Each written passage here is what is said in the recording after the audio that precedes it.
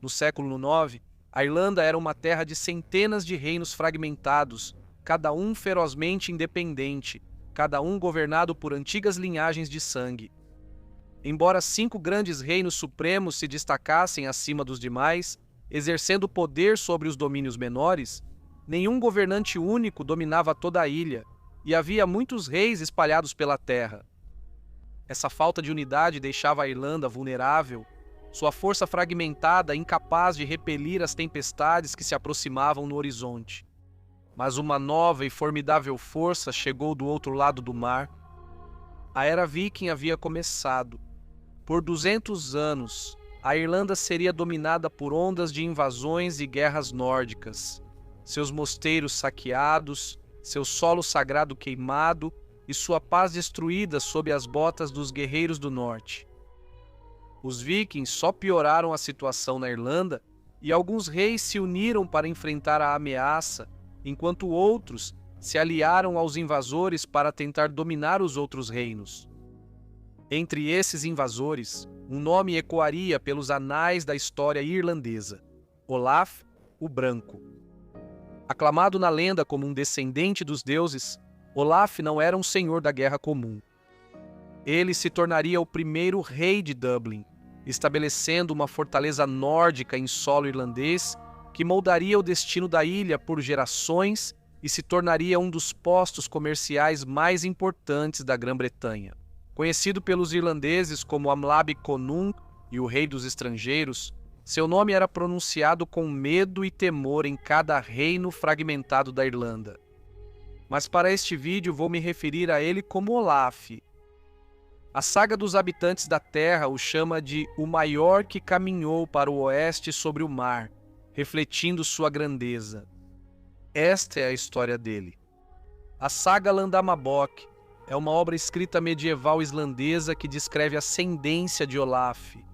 Ela afirma: havia um rei guerreiro chamado Olaf, o Branco, filho do rei Ingjalds, filho de Helge, filho de Olaf, filho de Gudrod, filho de Halfdan Perna Branca, rei das Terras Altas. As Terras Altas é um nome antigo para as terras agrícolas e regiões florestais ao norte de Oslo, na Noruega. A antiga casa a qual Olaf pertencia era a Casa de Inglin, uma dinastia de reis primeiro na Suécia e depois na Noruega. A dinastia afirmava descender do deus Freyr, associado à realeza, fertilidade, paz, prosperidade, bom tempo e boas colheitas.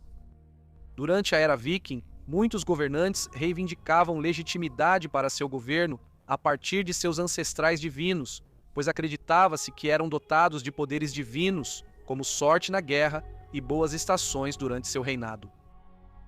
A saga dos habitantes da Terra, escrita no século XIII ou XIV na Islândia, descreve Olaf como filho de Ingjald, filho de Helgi, mas a mãe de Ingjald era Tora. Tora era filha de Sigurd Olho de Serpente, que por sua vez era filho de Ragnar Lothbrok.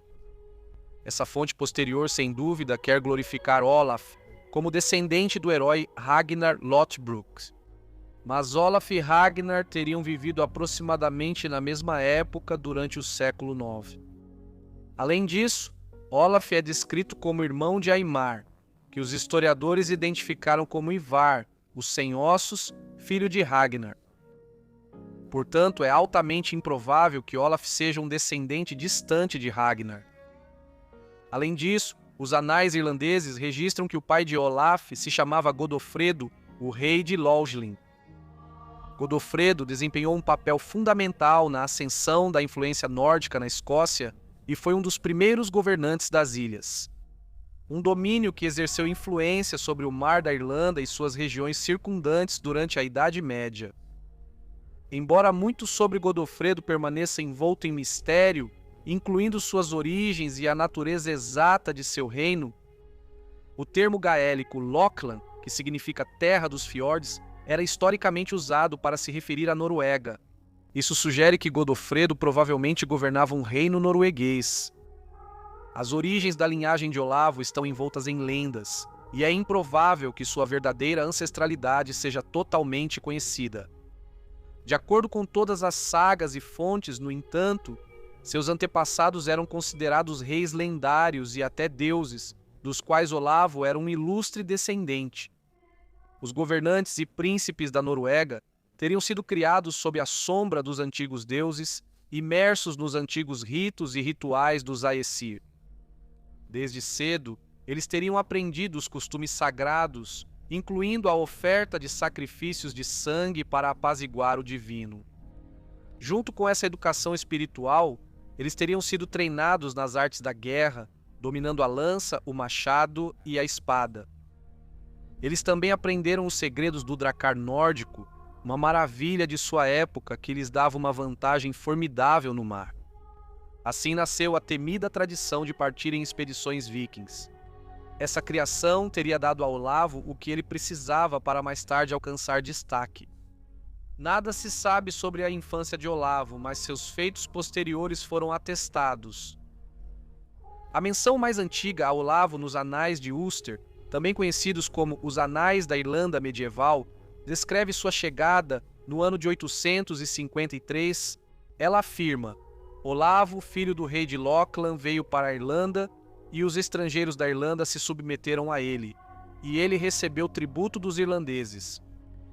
O Landa Mabok afirma que Olavo partiu em uma expedição viking para as Ilhas Britânicas, conquistou Dublin na Irlanda e a região ao redor, e se tornou rei da região. Os Anais da Irlanda também relatam a chegada de Olavo. No 6º ano do reinado de Molle Shagnell, Olavo, o branco, filho do rei de Lochlan, veio para a Irlanda e trouxe consigo uma proclamação de muitos tributos e impostos de seu pai, e partiu repentinamente.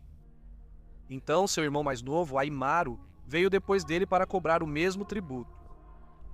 Tanto o Landa Mabok quanto os anais irlandeses relatam que Olavo veio para a Irlanda como um líder de guerra, travando batalhas contra seu povo. Por meio de conquistas e batalhas sem nome perdidas no tempo, ele se estabeleceu como o primeiro rei de Dublin, afirmando domínio sobre os colonos nórdicos que já estavam presentes. Sob seu governo, ele impôs sua autoridade por toda a terra, cobrando impostos e riquezas tanto dos irlandeses quanto dos vikings. Além de coletar tributos, Dublin já havia sido estabelecida nessa época como um long port, um termo usado na Irlanda para descrever um recinto de navios vikings ou um acampamento fortificado à beira do rio. Bem defendido e abrigado. Esses locais ofereciam acesso rápido ao mar e se mostraram inestimáveis durante os ataques nórdicos à Irlanda, muitos dos quais tinham como alvo a riqueza das igrejas e mosteiros costeiros. O Longport não era apenas uma fortaleza militar, mas também um centro de atividade econômica. Evidências arqueológicas revelam uma rede de comércio vibrante, com importações e exportações que incluíam têxteis, peles de animais e âmbar. Com o tempo, Dublin cresceu e se tornou o maior mercado de escravos da Europa Ocidental, consolidando seu papel como um centro econômico no mundo viking. Assim, sob o governo de Olaf, o Branco, Dublin surgiu como o primeiro reino nórdico na Irlanda. Como seu rei fundador, Olaf presidiu um reino em expansão de comércio e poder. Quando Olaf, o Branco, pisou em solo irlandês, a ilha estava sob a sombra de Mal Shecnelprin, que havia sido proclamado o Alto Rei da Irlanda. Embora nunca tenha sido um reino unificado no sentido moderno, o título carregava um peso simbólico imenso. Olaf, um senhor da guerra nórdico de grande ambição e astúcia, pode ter deixado a Irlanda por um tempo, mas no ano de 857 ele havia retornado, e não estava sozinho. Ao seu lado estava seu formidável irmão Aimar. Juntos, eles desafiaram o grande rei da Irlanda, o soberano dos poderosos Uinel do Sul, uma linhagem dinástica que reivindicava a descendência de Nial. Nial dos 9 reféns, o rei semilendário de Tara, que teria governado por volta do início do século V. Nessa época, Olaf governava a partir de Dublin, um reduto viking cuja localização estratégica o colocava perigosamente próximo ao domínio de Mael Sechnail. Não surpreende que o conflito logo tenha irrompido. Os Anais de Ulster registram que, no ano de 856, houve uma grande guerra entre os pagãos e Mael Sechnaill. O campo de batalha foi Munster, um reino do sul que o grande rei pretendia subjugar. As vitórias iniciais favoreceram os nórdicos. Olaf e Aimar derrotaram Ketil, o Belo, um líder nórdico-irlandês, e esmagaram suas forças em Munster.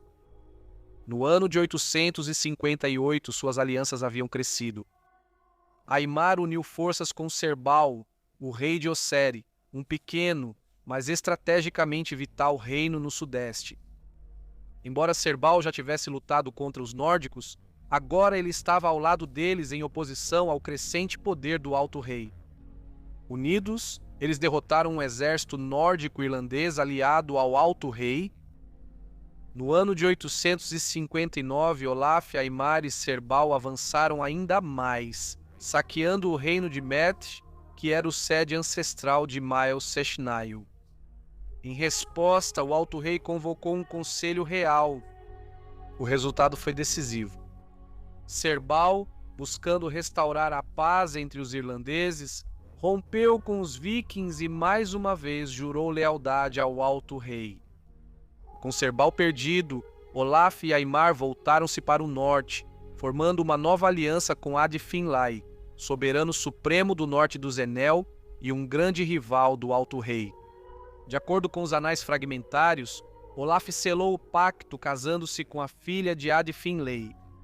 Nos anos que se seguiram, o vínculo entre os Enel do Norte e os Vikings de Dublin se fortaleceu.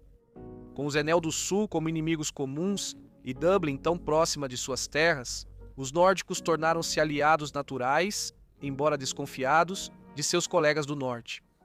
Nesse complexo emaranhado de alianças e traições, a realeza na Irlanda continuava sendo tanto um jogo de lealdades mutáveis quanto uma disputa de espadas. No ano de 862, Moll Shepnel, o grande rei dos Enel do Sul, faleceu. Com sua morte, o reino de Meath foi dividido entre dois governantes menores, Lorica mac Cotil e Concor mac Doncada. Essa fragmentação apresentou uma oportunidade rara e Olaf e Aimar, sempre atentos a qualquer vantagem, agiram rapidamente para expandir seu domínio sobre o enfraquecido coração da Irlanda. De acordo com os anais, Olaf atacou com precisão implacável. Ele afogou o rei Concor mac Doncada no local sagrado da abadia de Clonard, uma demonstração assustadora da ambição nórdica profanando a santidade irlandesa. Justamente quando Olaf estava matando muitos reis irlandeses, ocorreu uma mudança de estratégia. Em meados da década de 860, Olaf e Aimar voltaram sua atenção para além-mar, para a Grã-Bretanha. Suas campanhas na Irlanda foram interrompidas e, no ano de 864, Aimar desaparece completamente dos registros irlandeses. Por 6 anos, ele fica ausente dos registros, levando muitos historiadores a acreditarem que ele era, na verdade, o temido Ivar, o desossado, o comandante do grande exército pagão que devastou a Inglaterra anglo-saxônica durante esse período. Com seus inimigos mais formidáveis fora de cena, os reis nativos irlandeses aproveitaram o momento para contra-atacar. Por toda a terra, os Longports vikings, que antes eram fortalezas do poder nórdico, foram atacados e arrasados. Os homens deixados para trás por Olaf e Aimar foram derrotados em batalha, especialmente pelos guerreiros de Leinster. Até mesmo um forte em Dublin, símbolo do reinado de Olaf, foi destruído. No ano de 867, Olaf retornou a Dublin, provavelmente atraído pelas notícias dessas derrotas. Mas seus problemas estavam longe de acabar. No ano seguinte, seu próprio filho, Carlos, caiu em batalha, morto enquanto lutava contra as forças do rei Ad Finlay, que antes era aliado de Olaf e agora seu amargo rival. Esse foi um golpe devastador e uma vitória retumbante para os Enel do norte da Irlanda, que ecoou pelos anais irlandeses. Enfurecido, Olaf buscou vingança. Ele liderou um ataque a Armagh, o coração espiritual dos Enel do norte e um dos locais monásticos mais reverenciados da Irlanda. Foi um ataque não apenas de violência, mas de simbolismo, uma mensagem desafiadora gravada em sangue. No ano de 870, a maré havia virado mais uma vez. As disputas internas entre os reis de Leinster enfraqueceram sua determinação e os nórdicos recuperaram suas forças. Com o equilíbrio de poder mudando a seu favor, Olaf mais uma vez voltou seu olhar para além do mar, pronto para retomar seus ataques às costas da Grã-Bretanha. Depois de causar estragos por toda a Inglaterra, Aimar, mais conhecido na lenda como Ivar, o Desossado, voltou seu olhar para o norte. Suas campanhas já haviam deixado cicatrizes profundas. Ele havia capturado York no ano de 866, matado o rei Eller da Nortúmbria pelo ritual macabro da Águia de Sangue e zombado do martírio do rei Edmundo da Anglia Oriental. Agora, com metade da Inglaterra se curvando diante dele, sua ambição despertou novamente. Olaf, o Branco, o rei de Dublin e seu irmão de armas também olharam para o norte. Seus olhos recaíram sobre o reino de Strathclyde, uma terra rica tanto em saques quanto em promessas. No coração desse reino erguia-se a fortaleza de Rochedo de Dumbarton, também conhecida como Outclut, a antiga sede de um orgulhoso reino britônico. Estrategicamente situada onde os rios Clyde e Leven se encontram, a cidadela controlava as vias fluviais que levavam às terras baixas centrais da Escócia. Sua localização já a tornava uma joia valiosa para a conquista. Também era o último dos reinos britônicos fora do país de Gales. Para os nórdicos era tanto uma ameaça quanto um prêmio. Durante grande parte do século IX, esse reino havia sido poupado da fúria total da tempestade viking que varreu a Irlanda, a Inglaterra e as costas escocesas. Mas no ano de 870 esse refúgio chegou ao fim. Aimar e Olaf uniram suas forças. O poder dos bandos de guerra de Dublin com os veteranos endurecidos das campanhas inglesas e zarparam para Dumbarton. Quando um ataque direto falhou em tomar a fortaleza, eles cercaram a grande rocha. Por 4 longos meses, eles bombardearam suas muralhas e bloquearam suas margens. Esse foi um feito quase inédito na Guerra Viking, refletindo tanto a força das defesas de Dumbarton quanto a determinação dos nórdicos. Dentro da fortaleza, os defensores resistiram, mas então o suprimento de água acabou. Sedentos e cercados, a orgulhosa guarnição não teve escolha a não ser se render. De acordo com as crônicas galesas, o topo da rocha de Dumbarton pode ter sido destruído nos estágios finais do cerco. Quando os portões finalmente caíram, os vikings invadiram a fortaleza, saqueando seus tesouros e fazendo prisioneiros. Os anais de Ulster registram que uma frota de 200 navios levou os prisioneiros de volta para Dublin. Entre eles estavam bretões de Dumbarton, mas também pictos, escoceses e nortúmbricos, lembranças de incursões anteriores. Embora seu destino final não tenha sido registrado, é provável que tenham sido vendidos como escravos em Dublin, que na época era um dos maiores mercados de escravos da Europa. A queda de Dumbarton marcou o fim da dominação de Outclut. Sua sede real e religiosa foi transferida rio acima, enquanto a própria rocha de Dumbarton pode ter servido por um tempo como uma fortaleza nórdica. No norte, o nome de Olaf, o Branco, seria lembrado por muito tempo não apenas como conquistador de Dublin ou rei entre os nórdicos, mas como o homem que derrubou uma das últimas grandes fortalezas britônicas. Olaf, o Branco, retornou a Dublin no ano de 871, e com isso, os anais contemporâneos se calam sobre seu destino.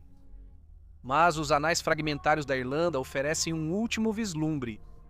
Nesse mesmo ano, Olaf navegou de volta para Lothlin, a terra natal dos nórdicos, para ajudar seu pai, o rei Gotthard, em tempos de guerra.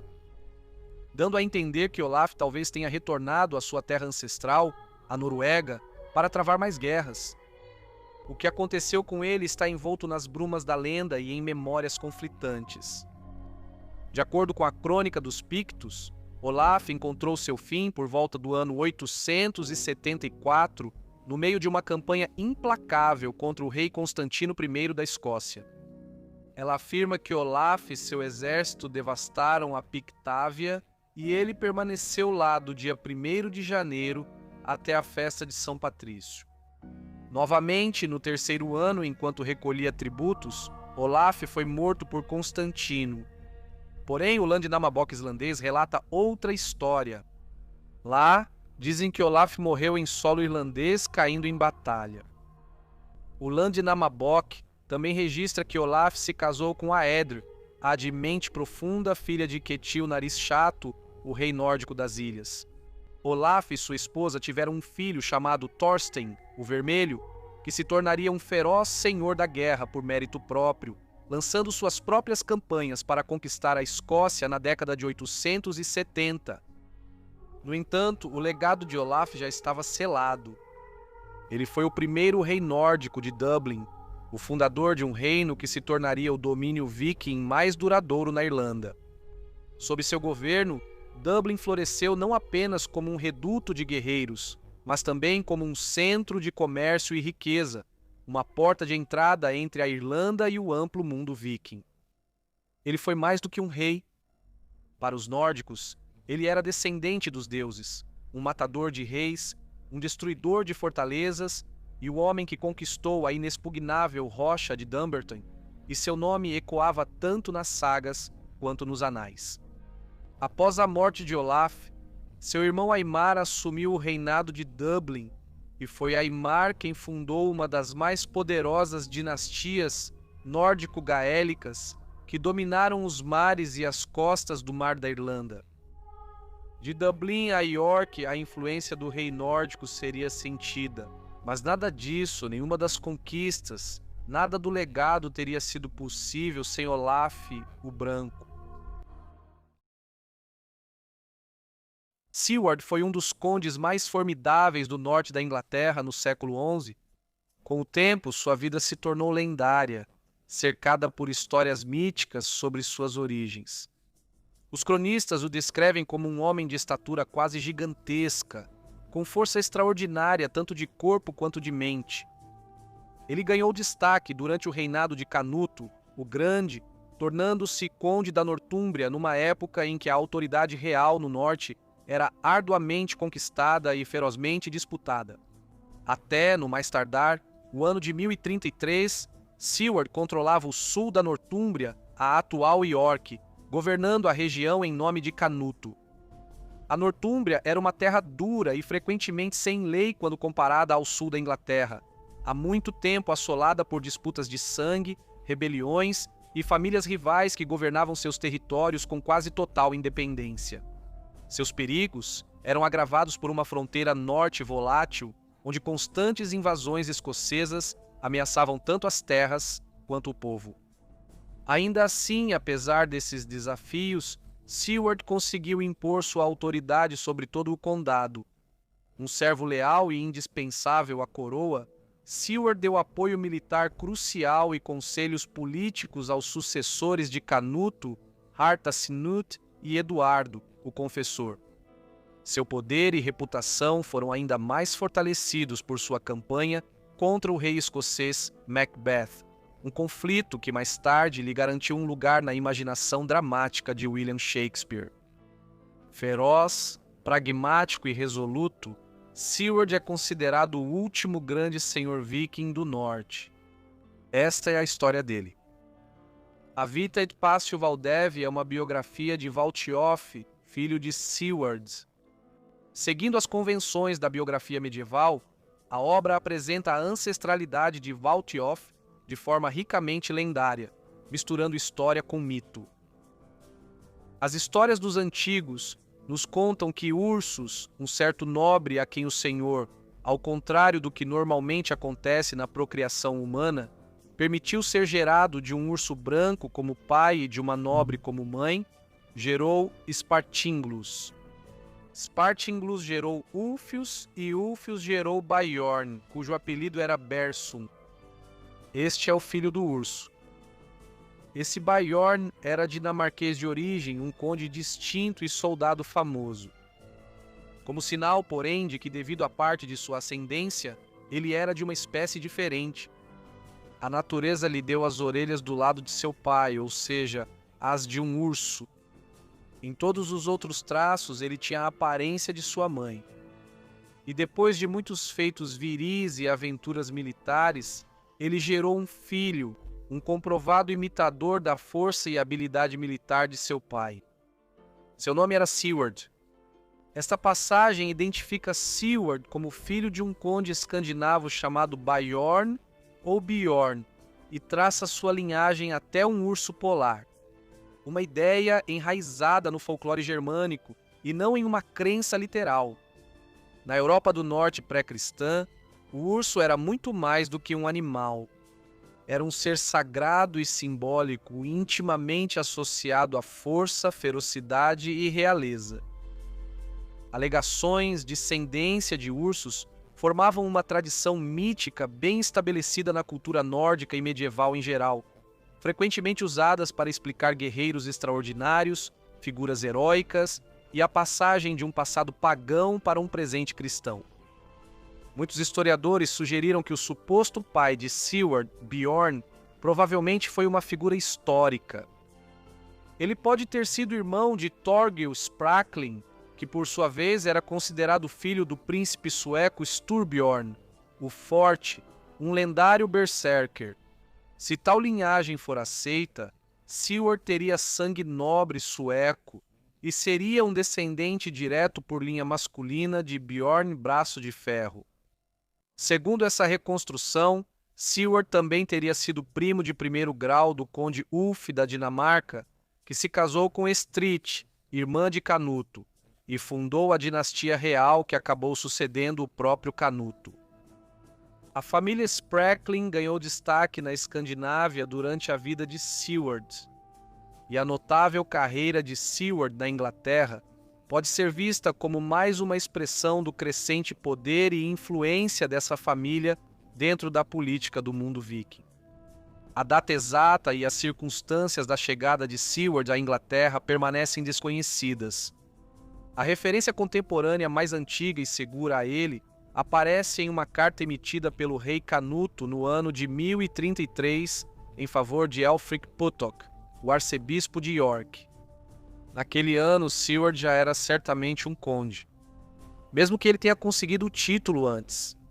Seu predecessor, Erik Håkonsson, desaparece dos registros históricos no ano de 1023, deixando um silêncio de uma década durante o qual Siward pode muito bem ter ascendido ao poder.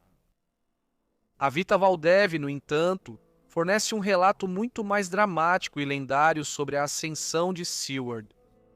De acordo com essa narrativa, após uma breve conversa, o rei aceitou Siward em seu serviço e prometeu a ele o primeiro alto cargo no reino que viesse a ficar vago. Siward então se despediu. Ao atravessar uma ponte perto do mosteiro de Westminster, Siward encontrou Tosti, o conde de Huntingdon, um dinamarquês de nascimento, mas que havia caído em desgraça perante a realeza. Quando Tosti passou por uma passarela, ele cruzou tão perto que sujou o manto de Siward com seus pés enlameados. Um insulto especialmente grave numa época em que as capas eram usadas soltas, sem cordão ou fecho. Embora a raiva fervesse dentro dele, Siward se conteve, sem querer matar um homem a caminho do salão do rei. Em vez disso, ele permaneceu na ponte com seus homens até que Tosti retornasse. Então Siward sacou sua espada e decepou a cabeça do conde. Escondendo-a sob seu manto, ele voltou direto ao rei e exigiu, de acordo com a promessa real, o condado de Huntingdon. O rei, acreditando que aquilo era uma brincadeira, pois Tosti havia acabado de partir, riu do pedido. Siward então contou o que havia feito e, como prova, lançou a cabeça decepada aos pés do rei. Fiel à sua palavra, o rei imediatamente o proclamou conde de Huntingdon. Logo depois, como continua a Vita, novos ataques dos nórdicos lançaram o reino na incerteza. O rei consultou os principais homens do reino e, em uma só voz, confiaram a Siward o governo da Northumberland, Cumbria e Westmoreland. O rei investiu-o com autoridade sobre essas terras, elevando-o assim ao maior condado do norte. Quando Canuto morreu no ano de 1035, seu reino foi imediatamente lançado à incerteza, pois vários pretendentes rivais apresentaram suas reivindicações ao trono. Entre eles estavam seus filhos, Arthur Canuto e Haroldo Pé de Lebre, assim como Alfredo Etlin, filho do antigo rei anglo-saxão Etelredo, o Indeciso. Isolado na Escandinávia, Arthur Canuto não conseguiu impedir Haroldo Pé de Lebre de tomar o poder na Inglaterra. Haroldo governou de 1035 até sua morte em 1040, que ocorreu justamente quando Arthur Canuto estava se preparando para uma invasão. Chegando pouco depois, Arthur Canuto assumiu o trono. Em algum momento durante esses anos, Siward se casou com Ethelred, filha de Ealdred II de Bamborough, neta de Uhtred, o Audaz, que anteriormente foi o Ealdorman da Nortúmbria.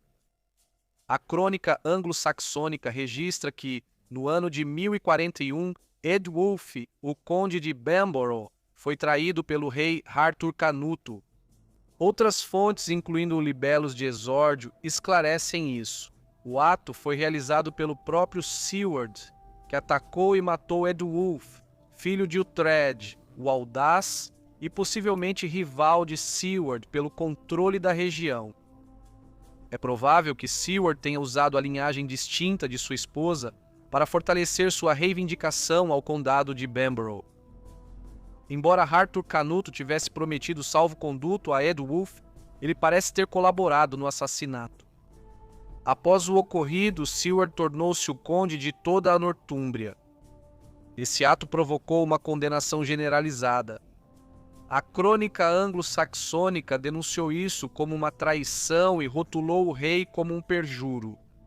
Os ingleses estavam acostumados a reis que governavam em conselho, guiados pelo conselho de seus principais homens.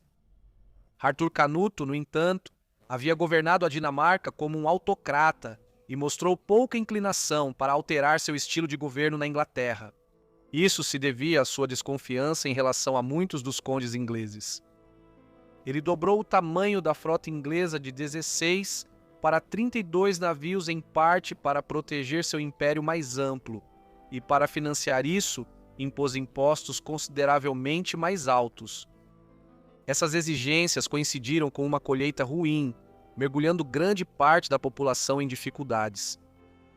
No ano de 1041, a agitação explodiu quando 2 cobradores de impostos reais foram mortos por moradores revoltados em Worcester e arredores.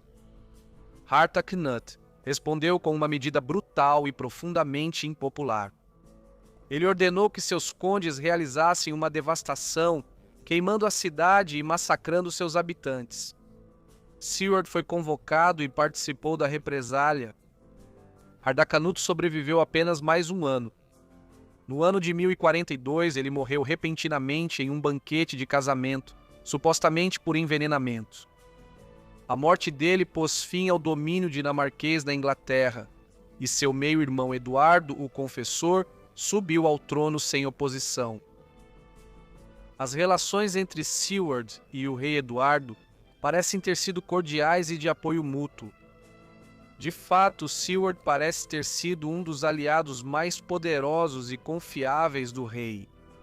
No ano de 1043, Siward juntou-se a Godwin, conde de Wessex, e Leofric, de Mércia, para marchar com o rei Eduardo contra sua própria mãe, a rainha Emma.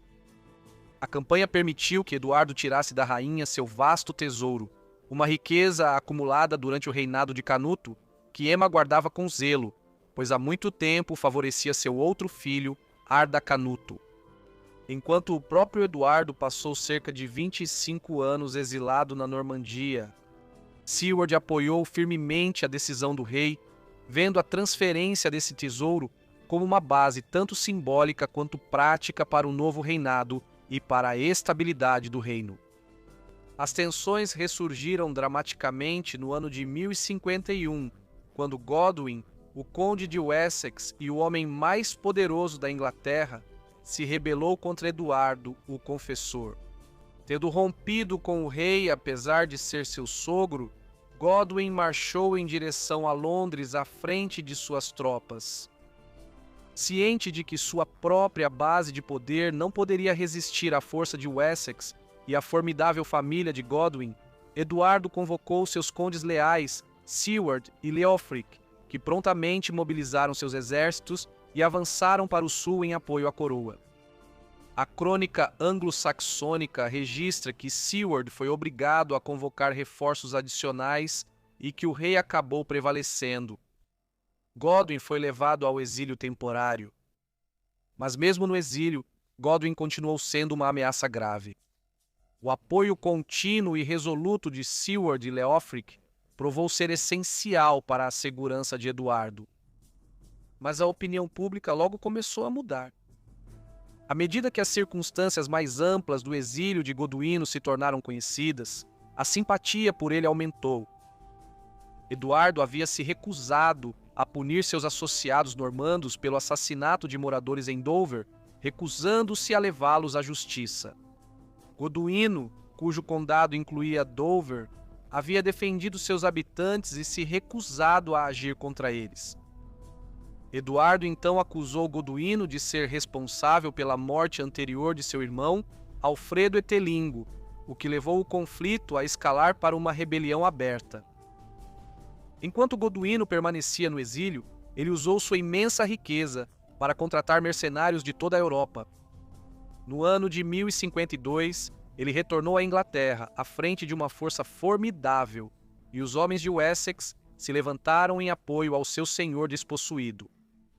Diante de uma rebelião renovada e de um inimigo fortalecido pelo número de homens e pelo apoio popular, Siward e Leofric recusaram-se a apoiar a causa do rei Eduardo. Privado do apoio deles, o rei teve pouca escolha a não ser ceder, e Goduíno foi restaurado ao seu condado de Wessex.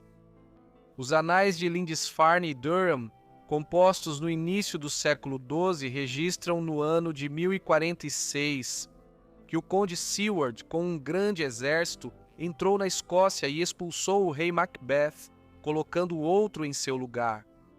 Mas após sua partida, Macbeth recuperou seu reino. Este breve menção prenuncia a campanha pela qual Siward se tornaria mais famoso. Siward é lembrado acima de tudo por sua grande expedição contra Macbeth, rei da Escócia, no ano de 1054. De acordo com várias fontes, o conflito teve suas raízes em violências anteriores. Disse que o rei Duncano I da Escócia atacou o norte da Nortúmbria e sitiou Durham apenas para ser deposto e morto dentro de um ano por Macbeth. Após a morte de seu pai, o filho de Duncano, Malcolm Canmore, foi forçado ao exílio e encontrou refúgio na corte de Eduardo, o Confessor, na Inglaterra. No ano de 1054, Malcolm estava presente quando Siward invadiu a Escócia em seu nome. Durante essa campanha, uma grande batalha foi travada, lembrada nas fontes como a Batalha dos Sete Adormecidos. O relato inglês contemporâneo mais antigo aparece na crônica anglo-saxônica, que registra que, nessa época, o conde Siward foi com um grande exército para a Escócia, com força naval e terrestre, e lutou contra os escoceses, colocando-os em fuga. Pôs o rei Macbeth em fuga e matou todos os melhores do país, trazendo muito saque de guerra, como ninguém jamais havia conseguido antes. E ali foram mortos seu filho Osbjorn e o filho de sua irmã Siward, além de alguns de seus guardas pessoais e também de homens do rei, no dia dos Sete Adormecidos. Henrique de Huntingdon apresenta uma versão mais dramática em sua História Anglorum. Por volta dessa época, Siward, o poderoso conde da Nortúmbria, quase um gigante em estatura, muito forte mental e fisicamente, enviou seu filho para conquistar a Escócia. Quando eles voltaram e relataram ao pai que ele havia sido morto em batalha, ele perguntou: ele recebeu o ferimento fatal na frente ou nas costas do corpo? O mensageiro disse: na frente. Então ele disse: isso me deixa muito feliz. pois não considero nenhuma outra morte digna para mim ou para meu filho." Então Siward partiu para a Escócia e derrotou o rei em batalha, destruiu todo o reino e, tendo-o destruído, submeteu-o ao seu domínio. O motivo exato da invasão de Siward permanece incerto. Ele agiu como um senhor da guerra independente ou agiu sob as ordens do rei Eduardo, o Confessor. No ano de 1055, Siward adoeceu e sentiu que sua morte se aproximava. De acordo com a Historia Anglorum, foi isso que aconteceu. Siward, o valente conde, acometido por disenteria, sentiu que a morte estava próxima e disse: "Que vergonha é para mim, que não pude morrer em tantas batalhas, ter sido poupado para a morte ignóbil de uma vaca. Pelo menos vistam-me com minha couraça impenetrável, cinjam-me com minha espada, coloquem meu elmo na cabeça, meu escudo na mão esquerda e meu machado de batalha dourado na direita, para que eu, o mais valente dos soldados, possa morrer como um soldado." Ele falou e foi armado como havia pedido. Então ele entregou seu espírito com honra. A Vita Edward Regis registra que Siward morreu em York e foi sepultado no mosteiro de Santo Olaf, uma afirmação corroborada pela crônica anglo-saxônica.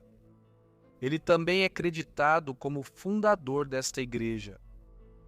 Várias fontes sugerem a existência de uma saga ou tradição literária agora perdida dedicada à vida de Siward, que talvez relatasse suas muitas façanhas e campanhas.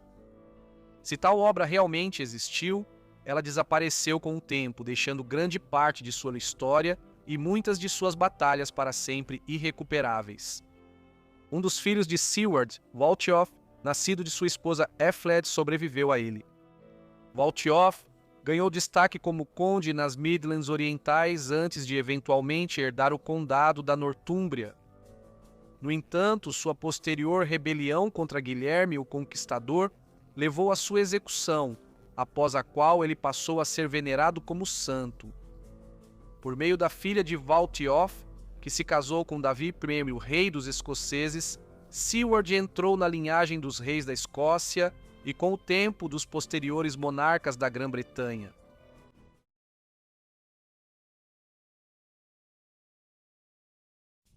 Canuto, o Santo, foi um rei da Dinamarca no final do século XI.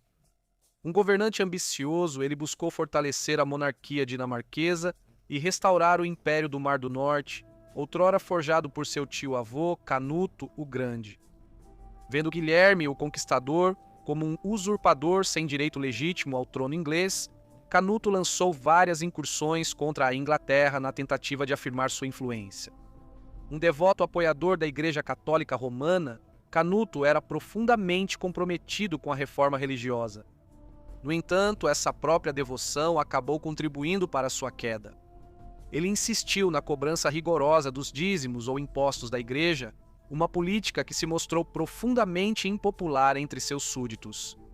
Ao conceder ao clero autoridade ampliada para taxar e multar os camponeses nas terras da Igreja, ele afastou ainda mais o povo comum.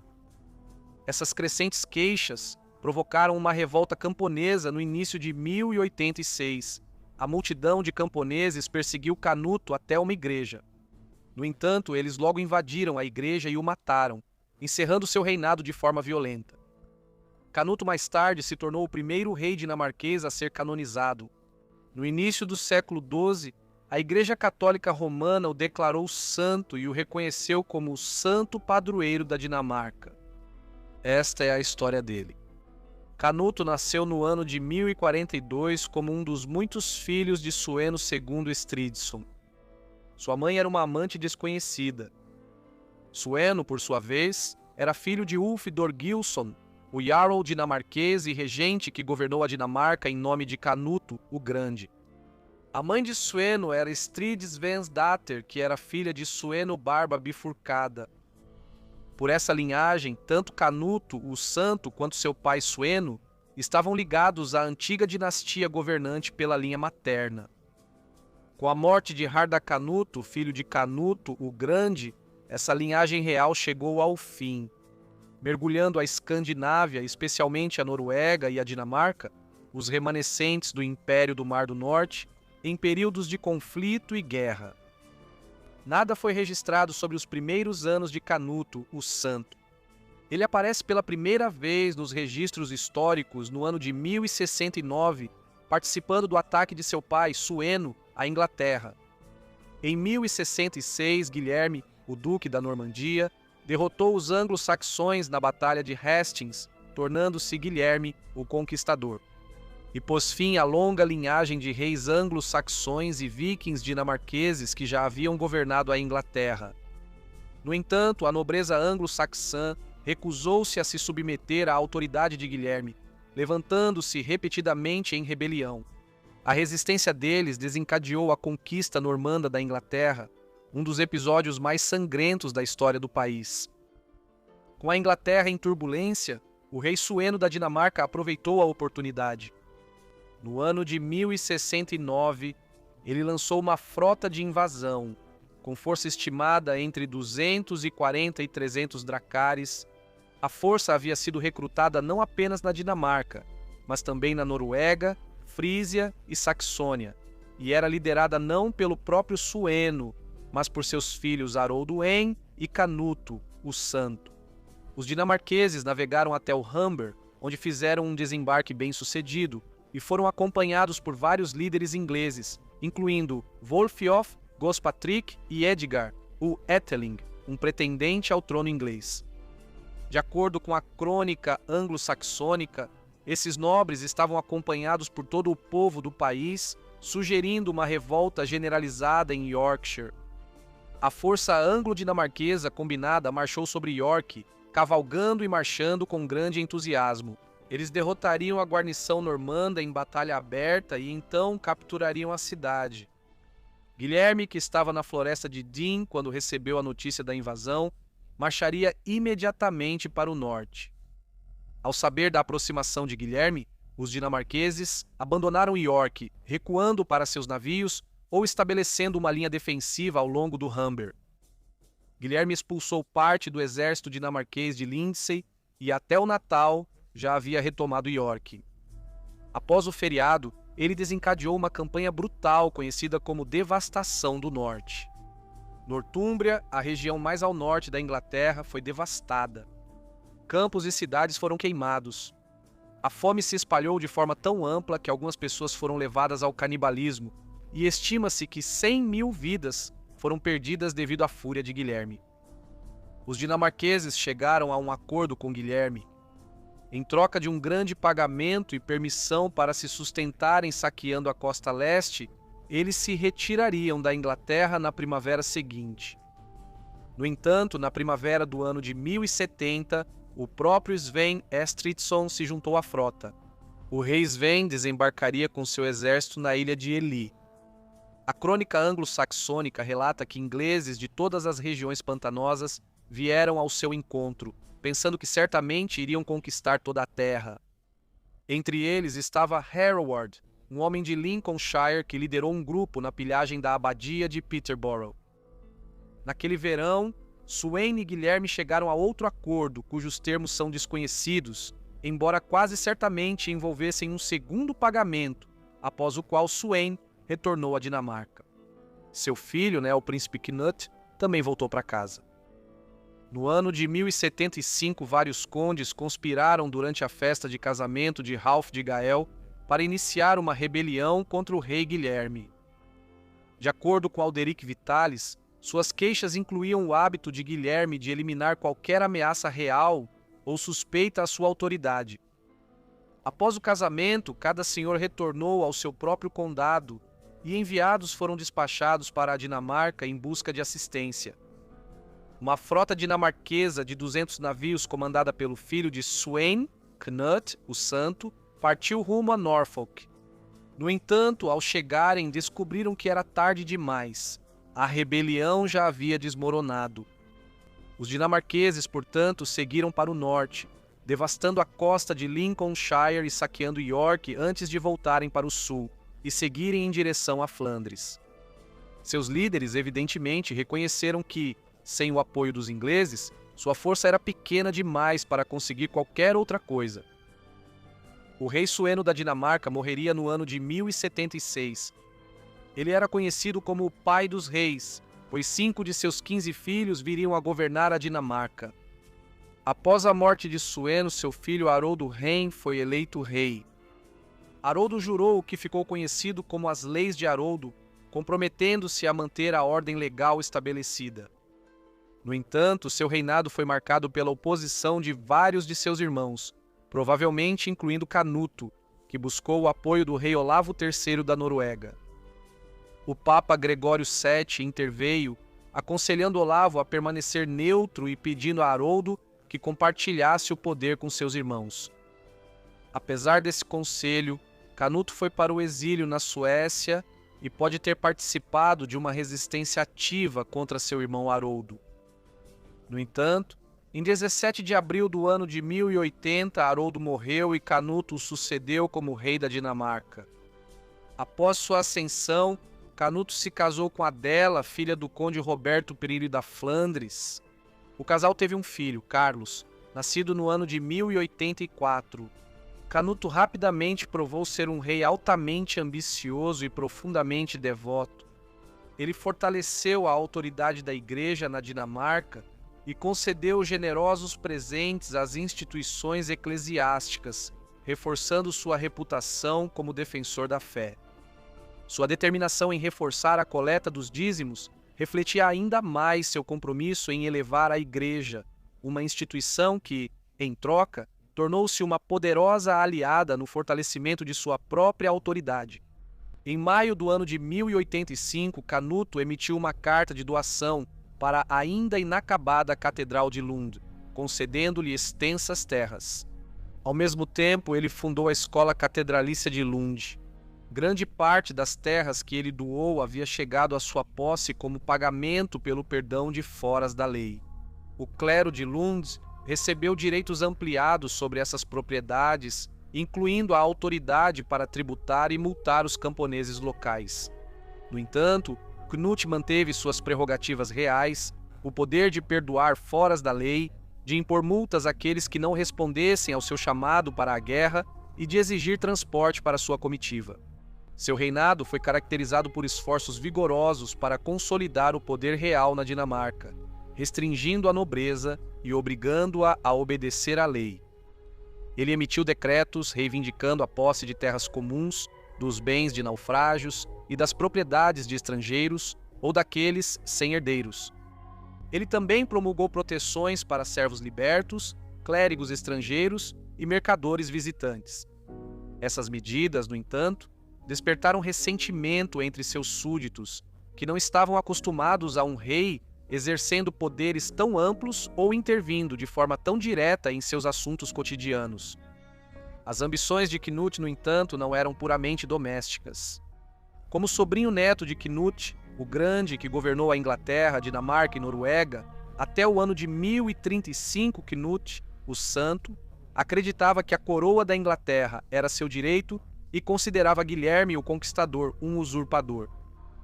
No ano de 1085, com o apoio de seu sogro, Conde Roberto da Flandres, e do rei Olavo III da Noruega, Knut se preparou para invadir a Inglaterra. Guilherme, no entanto, era um rei e guerreiro experiente. Boatos sobre a invasão planejada logo chegaram até ele e ele se preparou para defender seu reino. A crônica anglo-saxônica registra, neste ano, diziam e relatavam como certo que Canuto, o rei da Dinamarca, filho do rei Sueno, estava vindo para cá, e que ele pretendia conquistar esta terra com a ajuda de Roberto, o conde de Flandres, cuja filha ele havia se casado. Quando o rei Guilherme, que estava então na Normandia, ouviu isso, apressou-se para a Inglaterra com um grande exército como nunca antes se tinha visto nesta terra.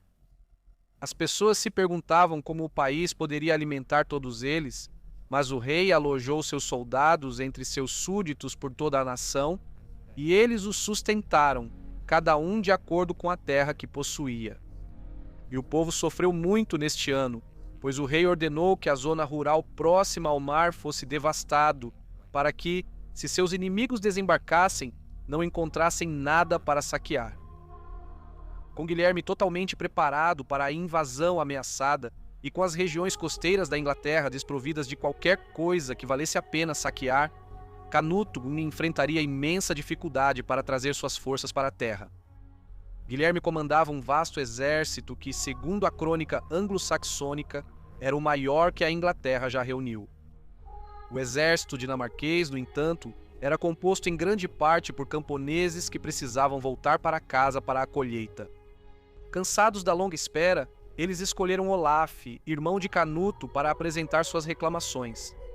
Isso despertou a suspeita de Canuto, e ele mandou prender seu irmão Olaf e enviá-lo para Flandres. Ao mesmo tempo, Canuto estava preocupado com a ameaça iminente representada por Henrique IV, o imperador do Sacro Império Romano-Germânico, com quem tanto a Dinamarca quanto Flandres mantinham relações tensas. Temendo um ataque de Henrique, Canuto hesitou e adiou a campanha inglesa. Com o passar das semanas, os guerreiros voltaram para casa para cuidar de seus campos e a outrora formidável frota nunca zarpou. Antes que a frota pudesse ser convocada novamente, uma revolta camponesa irrompeu no início de 1086, na região onde Canuto estava residindo. Muitos camponeses haviam se tornado ressentidos com os pesados impostos que ele impôs, e muitos outros estavam enfurecidos com as multas aplicadas àqueles que haviam abandonado seu exército para salvar suas colheitas. Aos olhos deles só tinham duas opções: punição do rei ou ver suas famílias passarem fome. Forçado a fugir, Knut recuou para Odense, a maior cidade da ilha de Fiônia. Ele e seus homens leais buscaram refúgio na igreja de madeira do priorado de Santo Albano, mas os rebeldes logo invadiram o santuário e uma luta brutal começou. Segundo a lenda, Knut recebeu os sacramentos da reconciliação e da Sagrada Comunhão e perdoou seus inimigos antes que eles invadissem o local. Os atacantes primeiro tentaram incendiar a igreja e arrombar suas portas, mas quando essas tentativas falharam, eles entraram pelas janelas para alcançar quem estava dentro. Ajoelhado diante do altar, com apenas 17 homens ainda ao seu lado, Knut aceitou seu destino. Ele foi defendido por seus homens e por seu irmão Benedito até o fim. O rei foi abatido por uma lança que perfurou seu lado ou abdômen, encerrando seu reinado. Todos os membros do séquito do rei foram mortos, e ele foi então sucedido por seu irmão Olavo. Após sua morte, o martírio de Knut e seu apoio inabalável à igreja rapidamente o elevaram ao status de uma figura sagrada. Durante o reinado de Olavo, a Dinamarca sofreu uma devastadora quebra de safra, amplamente considerada como um castigo divino pelo assassinato sacrílego do rei. Relatos de milagres no túmulo de Knut logo surgiram, e os esforços para garantir sua canonização começaram ainda antes do fim do reinado de Olavo. No dia 19 de abril do ano de 1101, Knut, o Santo, foi canonizado, sendo o primeiro dinamarquês a ser elevado à santidade. Ao longo dos séculos, o reinado de Knut foi interpretado de várias maneiras. Para alguns, ele foi um governante severo e violento que oprimia seu povo. Para outros, ele foi um rei rigoroso, mas justo, profundamente devoto à Igreja Católica Romana e inabalável em sua busca pela retidão, mesmo ao custo de sua própria vida. Agradeço imensamente a todos os meus membros. A contribuição de vocês é valiosa para a continuidade do canal e eu agradeço imensamente a todos vocês. Um agradecimento especial ao John Sites. Espero que tenham gostado do vídeo. Se você gostou, não se esqueça de curtir, se inscrever e compartilhar. E eu vejo todos vocês na próxima semana para mais um episódio de Perfis da História.